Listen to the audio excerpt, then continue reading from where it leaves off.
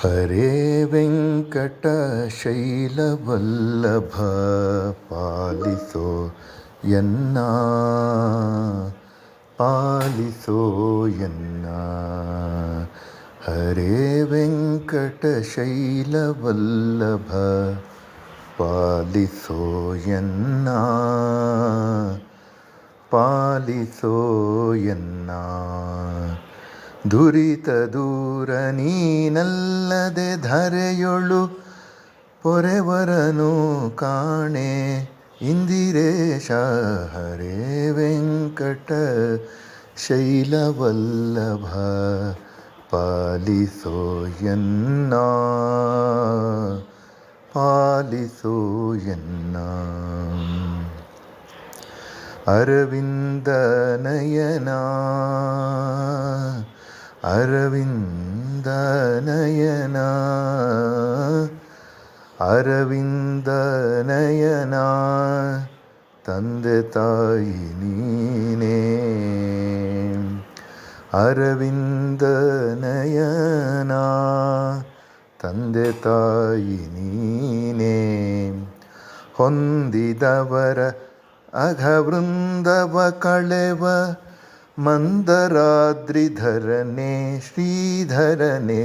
ಹರೇ ವೆಂಕಟ ಶೈಲವಲ್ಲಭ ಪಾಲಿಸೋ ಎನ್ನ ಪಾಲಿಸೋ ಎನ್ನ.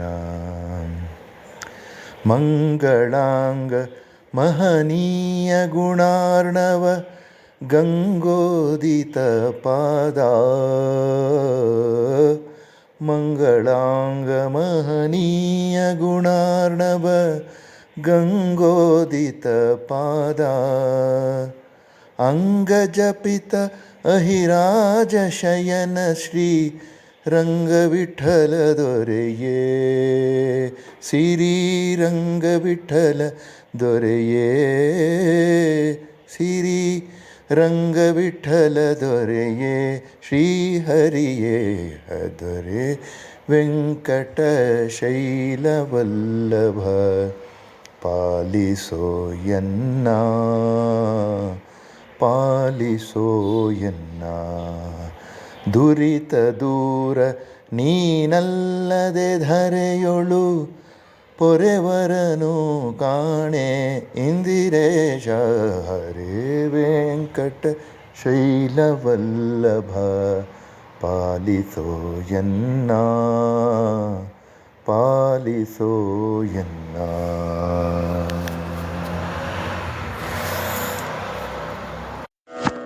ಶುಕ್ಲಾಂಬರಧರಂ ವಿಷ್ಣುಂ ಶಶಿವರ್ಣಂ ಚತುರ್ಭುಜಂ ಪ್ರಸನ್ನವದನಂ ಧ್ಯಾಯೇತ್ ಸರ್ವವಿಘ್ನೋಪಶಾಂತಯೇ.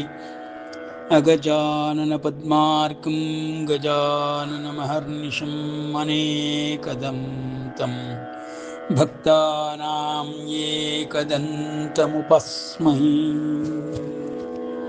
ಅಂಬ ತ್ವಾಮನುಸಂದದಾಮಿ ಭಗವದ್ಗೀತೆ ಭಗವದ್ವೇಷಿಣೀ. ತಮೇವ ಶರಣಂ ಗಚ್ಚ ಸರ್ವಭಾವೇನ ಭಾರತ.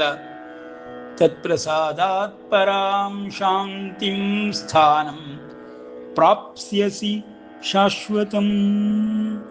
ಪರಿತ್ರಾಣಾಯ ಸಾಧೂನಾಂ ವಿನಾಶಾಯ ಚ ದುಷ್ಕೃತಾಂ ಧರ್ಮ ಸಂಸ್ಥಾಪನಾರ್ಥಾಯ ಸಂಭವಾಮಿ ಯುಗೆ ಯುಗೆ. ಅನನ್ಯಾಶ್ಚಿಂತಯಂತೋ ಮಾಂ ಯೇ ಜನಾಃ ಪರ್ಯುಪಾಸತೆ ತೇಷಾಂ ನಿತ್ಯಾಭಿಯುಕ್ತಾನಾಂ ಯೋಗಕ್ಷೇಮಂ ವಹಾಮ್ಯಹಂ. ಕರ್ಮಣ್ಯೇವಾಧಿಕಾರಸ್ತೆ ಮಾ ಫಲೇಷು ಕದಾಚನ ಮಾ ಕರ್ಮಫಲಹೇತುರ್ಭೂಃ ಮಾ ತೇ ಸಂಗೋಸ್ತ್ವಕರ್ಮಣಿ. ಸರ್ವಧರ್ಮಾನ್ ಪರಿತ್ಯಜ್ಯ ಮಾಮೇಕಂ ಶರಣಂ ವ್ರಜ. ಅಹಂ ತ್ವಾ ಸರ್ವಪಾಪೇಭ್ಯೋ ಮೋಕ್ಷಯಿಷ್ಯಾಮಿ ಮಾ ಶುಚಃ. ಇದುವರೆಗೆ ನಾವು ಭಗವದ್ಗೀತಾ ಜ್ಞಾನ ಅಭ್ಯಾಸದ 12 ಅಧ್ಯಾಯಗಳನ್ನು ಪೂರ್ಣಗೊಳಿಸಿ 13ನೇ ಅಧ್ಯಾಯವಾದ ಕ್ಷೇತ್ರಜ್ಞ ಯೋಗವನ್ನು ಅಭ್ಯಾಸ ಮಾಡುತ್ತಿದ್ದೇವೆ. ಪರಮಾತ್ಮನು 6 ಅಧ್ಯಾಯಗಳಲ್ಲಿ ಪೀಠಿಕೆಯಾಗಿ ಕರ್ಮಯೋಗ, ಕರ್ಮ ಸನ್ಯಾಸ ಯೋಗ ಮತ್ತು ಕರ್ಮ ಸಂಬಂಧವಾದಂತಹ ಜ್ಞಾನಯೋಗಗಳನ್ನು ಕರುಣಿಸಿ, ಆ ನಂತರದಲ್ಲಿ ಧ್ಯಾನ ಯೋಗವನ್ನು ಮತ್ತು ಭಗವದ್ಧ್ಯಾನ ಯೋಗವನ್ನು ಬೋಧಿಸಿದ ಮೇಲೆ ಪ್ರತಿಯೊಬ್ಬ ಜೀವಾತ್ಮನು ಭಗವಂತನ ಪರಮಾತ್ಮನ ಸ್ತರಕ್ಕೆ ಏರಬಹುದು. ಆ ರೀತಿ ಸಾಧನೆಗಳಿಂದ ಅವನ ಸ್ತರಕ್ಕೆ ಸಮನಾಗಿಯೂ ಎಲ್ಲವನ್ನು ಅರ್ಥ ಮಾಡಿಕೊಳ್ಳಬೇಕಾದರೆ ಈ ರೀತಿಯ ಸಾಧನೆಗಳನ್ನು ಮಾಡಲೇಬೇಕು. ಈ ದೇಹದಲ್ಲಿಯೇ ಸಾಧನೆ ಮಾಡಲು ಸಾಧ್ಯ. ಈ ದೇಹವೆಂಬುದೇ ಕ್ಷೇತ್ರ, ಪರಮಾತ್ಮನೇ ಕ್ಷೇತ್ರಜ್ಞ. ಪ್ರಕೃತಿ ಪುರುಷರೆಂಬ ಹೆಸರುಗಳಿಂದ ಮುಂದೆ ಪರಿಚಯಿಸಲ್ಪಟ್ಟದ್ದು. ಪ್ರಕೃತಿ ಎಂದರೆ ದೇಹ, ಪುರುಷನೆಂದರೆ ಪರಮಾತ್ಮ. ಈ ರೀತಿ ಪ್ರಕೃತಿ ಪುರುಷರ ಸಂಬಂಧದಿಂದ ಈ ದಿವ್ಯ ವ್ಯವಸ್ಥೆಯು ಜಗತ್ತಿನಲ್ಲಿ ನಡೆದುಕೊಂಡು ಹೋಗುತ್ತಿದೆ. ನಾವು ನೋಡುತ್ತಿರುವುದು ಕೇವಲ ಪ್ರಕೃತಿಯನ್ನಷ್ಟೇ. ಪುರುಷನನ್ನು ನೋಡಲು ಸಾಧ್ಯವಾಗುತ್ತಿಲ್ಲ. ಕಾರಣವೇನೆಂದರೆ ತೇಜೋರೂಪವಾಗಿರುವಂತಹ, ಜ್ಯೋತಿರೂಪವಾಗಿರುವಂತಹ ಪುರುಷನನ್ನು ಯಾರೂ ನೋಡಲು ಸಾಧ್ಯವಾಗುವುದಿಲ್ಲ. ಅವನ ಇರುವಿಕೆಯ ಅನಿಸಿಕೆಯನ್ನು ಸದಾಕಾಲವೂ ನಾವುಗಳು ಅವನ ಪ್ರಭಾವದಿಂದ ತಿಳಿದುಕೊಳ್ಳುತ್ತೇವೆ. ಪರಮಪುರುಷನಿಗೆ, ಕ್ಷೇತ್ರಜ್ಞನಿಗೆ ಸದಾಕಾಲವೂ ಪ್ರಭಾವವೆಂಬುದು ಇದ್ದೇ ಇರುತ್ತದೆ. ಅದನ್ನೇ 13ನೇ ಅಧ್ಯಾಯದ 3ನೇ ಶ್ಲೋಕದಲ್ಲಿಯೇ ಪರಮಾತ್ಮನು ಹೇಳುತ್ತಾ, ಸಚಯೋ ಯತ್ ಪ್ರಭಾವಶ್ಚ, ಕ್ಷೇತ್ರದ ಬಗ್ಗೆ ಪರಿಚಯ ಮಾಡಿಕೊಡುತ್ತಾ, ಕ್ಷೇತ್ರಜ್ಞನ ಪ್ರಭಾವವು ಸದಾಕಾಲವೂ ಕ್ಷೇತ್ರದ ಮೇಲೆ ಉಂಟಾಗುತ್ತಿರುತ್ತದೆ. ಇದೇ ಅಧ್ಯಾಯದ 3ನೇ ಶ್ಲೋಕ. ಆ ಕ್ಷೇತ್ರವು ವಿಕಾರವುಳ್ಳದ್ದು. ಆ ಕ್ಷೇತ್ರವು ಎಲ್ಲ ವಸ್ತುಗಳಿಂದ ಆಗಿರುವಂಥದ್ದು. ಆ ಕ್ಷೇತ್ರದ ಸಹಾಯದಿಂದಲೇ, ವಾಹನದ ಸಹಾಯದಿಂದಲೇ, ದೋಣಿಯ ಸಹಾಯದಿಂದಲೇ ಆತ್ಮನು ಪಯಣಿಸುತ್ತಾನೆ. ಆತ್ಮನು ಎಂದರೆ ಪುರುಷನು. ಈ ಎಲ್ಲ ಪುರುಷರಗಳ ಸಮಾಗಮವೇ ಪರಮಪುರುಷ.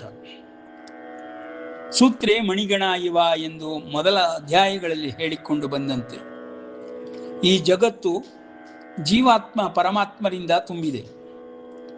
ಜೀವಾತ್ಮ ಅಂಶ ಸಂಭೂತನಾಗಿ ಕಾಣಿಸಿಕೊಳ್ಳುತ್ತಾನೆ. ಪರಮಾತ್ಮ ಒಟ್ಟಾಗಿ ಎಲ್ಲ ಆತ್ಮಗಳು ಬ್ರಹ್ಮನು ಸೇರಿದ ಪರಬ್ರಹ್ಮನ ರೀತಿಯಲ್ಲಿ ಅಡಗಿ ಕುಳಿತಿರುತ್ತಾನೆ. ಕಣ್ಣಿಗೆ ಕಾಣಿಸುವ ಜೀವಾತ್ಮನ ಮೂಲಕವೇ ನಾವು ಪರಮಾತ್ಮನನ್ನು ತಿಳಿದುಕೊಳ್ಳಬೇಕು. ಜೀವ ಎಲ್ಲ ಕಡೆಯಲ್ಲಿಯೂ ಇದೆ. ಅದು ಪ್ರಕೃತಿಯಲ್ಲಿ ಹಾಸುಹೊಕ್ಕಾಗಿದೆ. ಪ್ರಕೃತಿಯನ್ನು ತಿಳಿದುಕೊಳ್ಳುವ ಬಗೆಯೇ ಈ ಜೀವದ ಸಹಾಯದಿಂದ ಜೀವವೇ ತಿಳಿದುಕೊಳ್ಳುತ್ತದೆ. ಪ್ರಕೃತಿಯನ್ನು ತಿಳಿದುಕೊಳ್ಳುವ ಈ ಜೀವಕ್ಕೆ ಒಟ್ಟಾಗಿ ಪರಬ್ರಹ್ಮ, ಪರಮ ಪುರುಷ ಆಗಿರುವಂತಹ ಪರಮಾತ್ಮನನ್ನು ತಿಳಿದುಕೊಳ್ಳಲು ಸಾಧ್ಯವಾಗುತ್ತದೆ. ಈ ರೀತಿಯ ಪ್ರಕೃತಿ ಪುರುಷ ಸಂಬಂಧವನ್ನು ವರ್ಣಿಸುತ್ತಾ ಪರಮಾತ್ಮನು ಇಲ್ಲಿ ಕ್ಷೇತ್ರ, ಕ್ಷೇತ್ರಜ್ಞ ಎಂಬ ಪದಗಳಿಂದ ಅದರ ವ್ಯಾಪ್ತಿಯನ್ನು ವರ್ಣಿಸುತ್ತಿದ್ದಾನೆ. ಕ್ಷೇತ್ರವೆಂದರೆ ದೇಹ, ಕ್ಷೇತ್ರಜ್ಞನೆಂದರೆ ಪರಮಾತ್ಮ. ಆತ್ಮನನ್ನೇ ಪರಮಾತ್ಮನೆಂದು ನಾವು ಭಾವಿಸಬೇಕು. ಆದರೆ ಆ ರೀತಿ ನಮಗೆ ಅರ್ಥ ಮಾಡಿಕೊಳ್ಳಲು ಸಾಧ್ಯವಾಗುವುದಿಲ್ಲ. ಕಾರಣವೇನೆಂದರೆ ಕ್ಷೇತ್ರದ ವಿಕಾರ, ಕ್ಷೇತ್ರದಲ್ಲಿರುವ ಇತಿಮಿತಿ. ಪರಮಾತ್ಮನ ಪ್ರಭಾವವು ಈ ಕ್ಷೇತ್ರದ ಮೇಲೆ ಉಂಟಾಗುತ್ತಲೇ ಇರುತ್ತದೆ. ದೇಹದ ಮೇಲೆ ಉಂಟಾಗುತ್ತದೆ, ದೇಹದ ಪ್ರಭಾವಳಿಯ ಮೇಲೆ ಇರುತ್ತದೆ.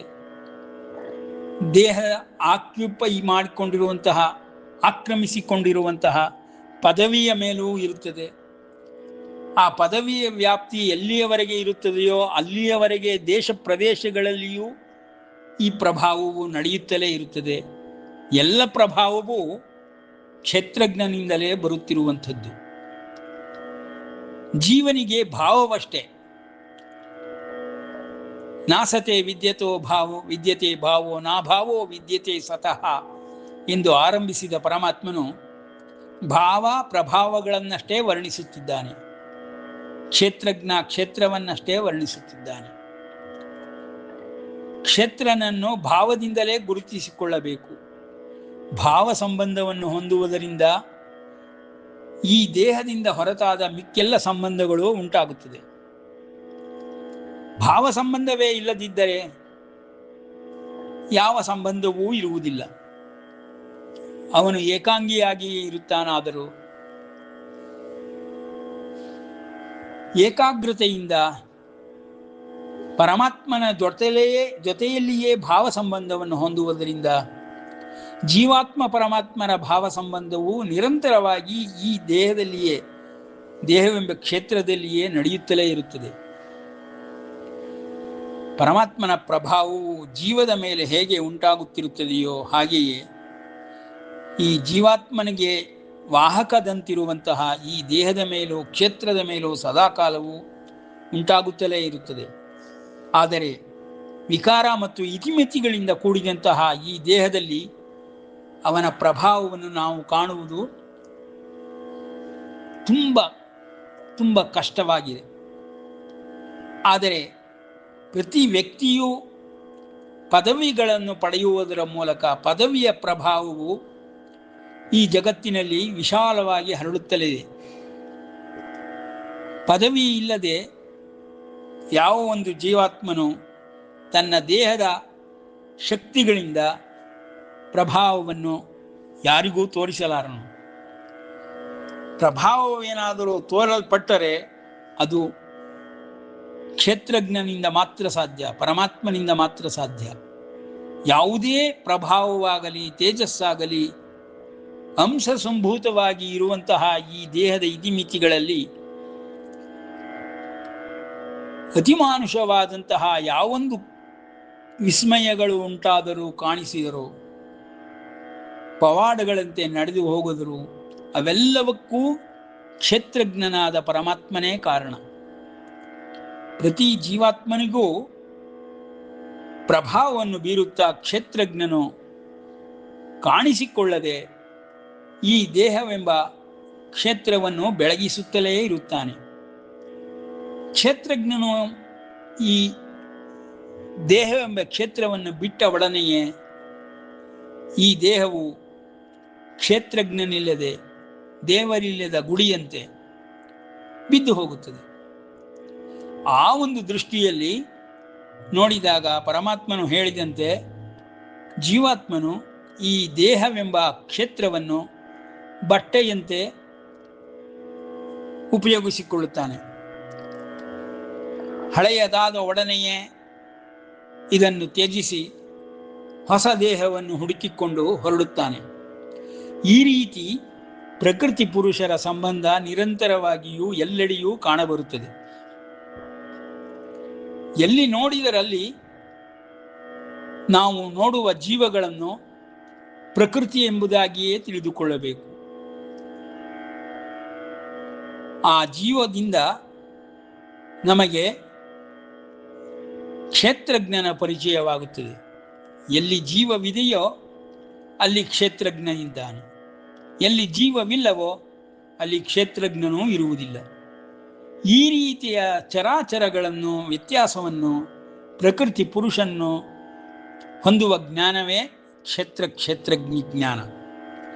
ಈ ಜ್ಞಾನವನ್ನು ಪರಮಾತ್ಮನು ಕ್ಷೇತ್ರದ ಸಂಬಂಧದಲ್ಲಿ ಹೇಳುತ್ತಾ, ಕ್ಷೇತ್ರವೆಂದರೆ ಕೇವಲ ದೇಹ ಮಾತ್ರವಲ್ಲ, ಪದವಿ ಮಾತ್ರವಲ್ಲ, ಇದರ ಪ್ರಭಾವ ಎಲ್ಲಿಯವರೆಗೆ ಹೋಗುತ್ತಿರುತ್ತದೆಯೋ ಆ ಪ್ರಭಾವವಿರುವ ಅಡೆಯೆಲ್ಲ ಕ್ಷೇತ್ರಜ್ಞನ ಪರಿಚಯವನ್ನು ಮಾಡಿಸುವ ಈ ಕ್ಷೇತ್ರವೆಂಬ ದೇಹವು ಯಾವಾಗಲೂ ಶಾಶ್ವತವಾಗಿ ಇರಲಾಗದಂಥದ್ದು. ವಿಶೇಷವಾಗಿ ಸ್ಥೂಲ ರೂಪದಲ್ಲಿಯಂತೂ 100 ವರ್ಷಗಳ ಮೇಲೆ ಇರಲಾರದು. ಸೂಕ್ಷ್ಮ ರೂಪದಲ್ಲಿಯಾದರೂ ಸದಾಕಾಲ ಇರುವಂತಹ ಈ ಒಂದು ದೇಹಿ ಎಂಬ ಅಂತರ್ಯಾಮಿಯಾಗಿ ಇರುವಂತಹ ಸೂಕ್ಷ್ಮ ಶರೀರಿಯಾಗಿರುವಂತಹ ಕಾಮರೂಪಗಳನ್ನು ಧರಿಸುವಂತಹ ದೇವತೆಗಳಾಗಿ ಉದ್ಧರಿಸಿಕೊಳ್ಳಬಹುದು. ಆದರೂ ಮನುಷ್ಯ ಲೋಕಕ್ಕೆ ಬಂದಾಗಲೆಲ್ಲ ಅತಿ ಶೀಘ್ರವಾಗಿ ಕರ್ಮಫಲಗಳು ಬರುವುದಾದ್ದರಿಂದ ಮನುಷ್ಯ ಲೋಕದಲ್ಲಿಯೇ ಮರ್ತ್ಯಲೋಕದಲ್ಲಿಯೇ ಬಂದ ಒಡನೆಯೇ ಸಾಧನೆಗಳ ಮೂಲಕ ಈ ಕ್ಷೇತ್ರನನ್ನು ಉಪಯೋಗಿಸುತ್ತಾ ಕ್ಷೇತ್ರಜ್ಞನನ್ನು ಹೊಂದುವ ಬಗೆಯನ್ನು ತಿಳಿದುಕೊಂಡು ಪ್ರತಿಯೊಬ್ಬನು ಈ ಆಧ್ಯಾತ್ಮ ಜ್ಞಾನವನ್ನು, ಆಧ್ಯಾತ್ಮ ತತ್ವವನ್ನು ತಿಳಿದುಕೊಳ್ಳಬೇಕು. ಅದನ್ನೇ ಪರಮಾತ್ಮನು ಅತ್ಯಂತ ಗುಹ್ಯತಮವಾದಂತಹ ವಿಷಯವನ್ನಾಗಿ ತಿಳಿಸಿ ಅತ್ಯಂತ ಕ್ಲಿಷ್ಟವೂ ಜಟಿಲವೂ ಆಗಿರುವಂತಹ ಈ ಒಂದು ದಿವ್ಯ ವ್ಯವಸ್ಥೆಯ ರೂಪುರೇಷೆಗಳನ್ನು, ಸೂಕ್ಷ್ಮಗಳನ್ನು ವರ್ಣಿಸುತ್ತಾ ಜ್ಞೇಯಂ ಯತ್ ತತ್ ಪ್ರವಕ್ಷ್ಯಾಮಿ ಯಜ್ಞಾತ್ವ ಅಮೃತಮಶ್ನುತೆ. ಈ ದೇಹವೆಂಬ ಕ್ಷೇತ್ರವನ್ನು ಇತಿಮಿತಿಗಳನ್ನು ಅರಿತುಕೊಂಡು ಕ್ಷೇತ್ರಜ್ಞನ ಸಹಾಯದಿಂದ, ಅವನ ಪ್ರಭಾವದಿಂದ ಪ್ರತಿಯೊಂದು ಜೀವಾತ್ಮನು ಕ್ಷೇತ್ರಜ್ಞನ ಸ್ತರಕ್ಕೆ ಏರುತ್ತಾ ಈ ಒಂದು ಯಾವ ಜ್ಞಾನವನ್ನು ಆಧಾರವಾಗಿಟ್ಟುಕೊಂಡು ಸಹಾಯವನ್ನಾಗಿ ಮಾಡಿಕೊಂಡು ತಿಳಿದುಕೊಳ್ಳುತ್ತಾನೆಯೋ ಅಂತಹವನು ಅಮೃತತ್ವಮಶ್ನುತೆ, ಕ್ಷೇತ್ರಜ್ಞನ ಅಮೃತತ್ವವನ್ನು ಹೊಂದುತ್ತಾನೆ. ಅನಾದಿಮತ್ಪರಂ ಬ್ರಹ್ಮ, ಈ ಕ್ಷೇತ್ರಜ್ಞನು ಬ್ರಹ್ಮನೆಂದಾಗಲಿ ಪರಬ್ರಹ್ಮನೆಂದಾಗಲಿ ಅನ್ನಿಸಿಕೊಳ್ಳುವುದು ಇತಿಮಿತಿಗಳೆಲ್ಲ ದೇಹದಿಂದ ಕ್ಷೇತ್ರದಿಂದ ಮಾತ್ರ. ಪರಬ್ರಹ್ಮನಿಗೆ ಈ ದೇಹವೆಂಬುದು ಇತಿಮಿತಿಯನ್ನು ಕಲ್ಪಿಸಿಬಿಡುತ್ತದೆ. ಅವನ ಕ್ಷೇತ್ರಜ್ಞನ ಸಂಪೂರ್ಣ ಪ್ರಭಾವವು ಜಗತ್ತಿಗೆ ಕಾಣಿಸಿದಂತೆ ಸೂಕ್ಷ್ಮ ಶರೀರವಾಗಲಿ ಅಥವಾ ಸ್ಥೂಲ ಶರೀರವಾಗಲಿ ಭೌತಿಕ ಶರೀರವಾಗಲಿ ಒಬ್ಬನನ್ನು ಕಟ್ಟಿಹಾಕಿಬಿಡುತ್ತದೆ. ಅದರಿಂದ ಬಿಡುಗಡೆಯನ್ನು ಹೊಂದುವುದನ್ನೇ ಮುಕ್ತಿ ಎಂಬುದಾಗಿ ಹೇಳುತ್ತಾರೆ, ಮೋಕ್ಷವೆಂಬುದಾಗಿ ಹೇಳುತ್ತಾರೆ. ಭೌತಿಕ ಶರೀರದಿಂದ ಅಥವಾ ಸ್ಥೂಲ ಶರೀರದಿಂದ ಮುಕ್ತಿ ದೊರಕಿದ ಒಡನೆಯೇ ಸಾವಿನಿಂದ ಯಾರೂ ಕ್ಷೇತ್ರಜ್ಞನಾಗುವುದಿಲ್ಲ. ಎಲ್ಲರೂ ಸೂಕ್ಷ್ಮ ಶರೀರಗಳನ್ನು ಹೊಂದಿಯೇ ಇರುತ್ತಾರೆ, ದೇಹಿಯಾಗಿಯೇ ಇರುತ್ತಾರೆ. ಮತ್ತೊಂದು ಭೌತಿಕ ಶರೀರವನ್ನು ಹೊಂದುತ್ತಾರೆ. ದೇಹಾಂತರ ಪ್ರಾಪ್ತಿ ಎಂಬುದು ಎಲ್ಲರಿಗೂ ಒದಗಿಯೇ ಒದಗುತ್ತದೆ. ಜನ್ಮ ಧ್ರುವಸ್ಯ ಚ, ಹೇಗೆ ಸಾವು ನಿಶ್ಚಿತವಾಗಿದೆಯೋ ಅದೇ ರೀತಿಯಲ್ಲಿ ಮತ್ತೆ ಜನ್ಮವೂ ನಿಶ್ಚಿತವಾಗಿದೆ ಎಂಬುದಾಗಿ ಪರಮಾತ್ಮನು ಹೇಳ್ತಾನೆ. ಧ್ರುವಂ ಜನ್ಮ ಮೃತಸ್ಯ ಚ, ಸತ್ತು ಹೋದವನು ಭೌತಿಕ ಶರೀರವನ್ನು ಕಳೆದುಕೊಂಡವನು ಮತ್ತೆ ಭೌತಿಕ ಶರೀರವನ್ನು ಪಡೆಯುತ್ತಾನೆ ಎಂದರೆ ಜನ್ಮವನ್ನು ತಾಳಿಯೇ ತಾಳುತ್ತಾನೆ. ಉತ್ತಮವಾದ ಜನ್ಮಗಳನ್ನು ತಾಳುವುದಕ್ಕೆ ಈ ಕ್ಷೇತ್ರವೆಂಬ ವಾಹಕವು ಪ್ರತಿಯೊಬ್ಬರಿಗೂ ಸಹಾಯ ಮಾಡಲ್ಪಡುತ್ತದೆ. ಈ ರೀತಿ ದಿವ್ಯ ವ್ಯವಸ್ಥೆಯೇ ರಚಿಸಲ್ಪಟ್ಟಿದೆ ಎಂಬುದಾಗಿ ದಿವ್ಯ ವ್ಯವಸ್ಥೆಯ ರೂಪುರೇಷೆಗಳನ್ನು ಪರಮಾತ್ಮನು ವರ್ಣಿಸುತ್ತಾ ಪ್ರತಿಯೊಂದು ಜೀವಾತ್ಮನಿಗೂ ಪರಮಾತ್ಮನಲ್ಲಿ ಲಯವಾಗುವ ಪ್ರಕ್ರಿಯೆಗಳನ್ನು ಹೇಳಿಕೊಡುತ್ತಿದ್ದಾನೆ. ಆ ಒಂದು ಜ್ಞಾನದ ವಿಶೇಷತೆಯನ್ನು ಕ್ಷೇತ್ರಜ್ಞವೆಂಬ ಜ್ಞಾನದಿಂದಲೇ ತಿಳಿದುಕೊಳ್ಳಬೇಕು ಎಂಬುದಾಗಿ ಪರಮಾತ್ಮನು ಅನಾದಿಮತ್ಪರಂ ಬ್ರಹ್ಮ, ಈ ಬ್ರಹ್ಮ ಎಂಬುವ ವಸ್ತುವು ತತ್ ಎಂಬುದರಿಂದ ನಿರ್ದೇಶಿಸಲ್ಪಟ್ಟು ಸತು ಆಗಿಯೇ ಉಳಿದುಕೊಂಡಿರುತ್ತದೆ. ಅದನ್ನೇ ಓಂ ತತ್ ಸತ್ ಎಂಬುದಾಗಿ ಹೇಳುತ್ತಾರೆ. ಓಂ ಎಂಬುದು ಶಬ್ದವಾಹಕ, ತತು ಸತುಗಳನ್ನು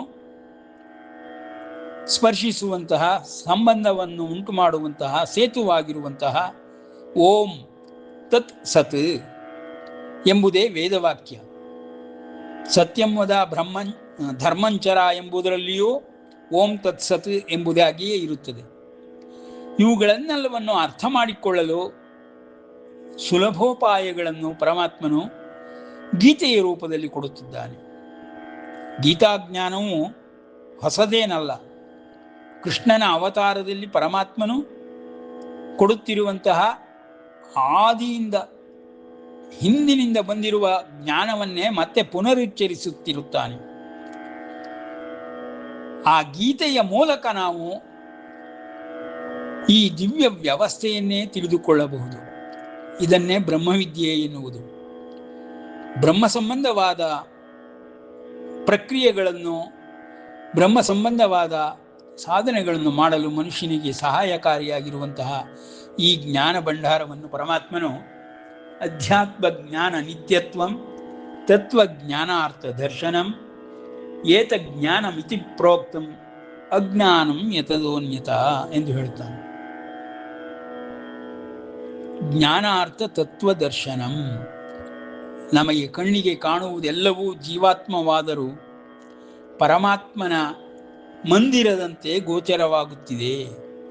ನಾವು ಎಲ್ಲ ಜೀವಾತ್ಮಗಳನ್ನಾಗಲಿ, ಕ್ಷೇತ್ರಗಳನ್ನಾಗಲಿ, ದೇಹಗಳನ್ನಾಗಲಿ ಪರಮಾತ್ಮನ ಮಂದಿರವೆಂಬುದಾಗಿಯೇ ನೋಡಬೇಕು. ಆ ಭಾವದಿಂದಲೇ ಪ್ರತಿಯೊಂದು ಜೀವಾತ್ಮನೂ ಬದುಕಬೇಕು.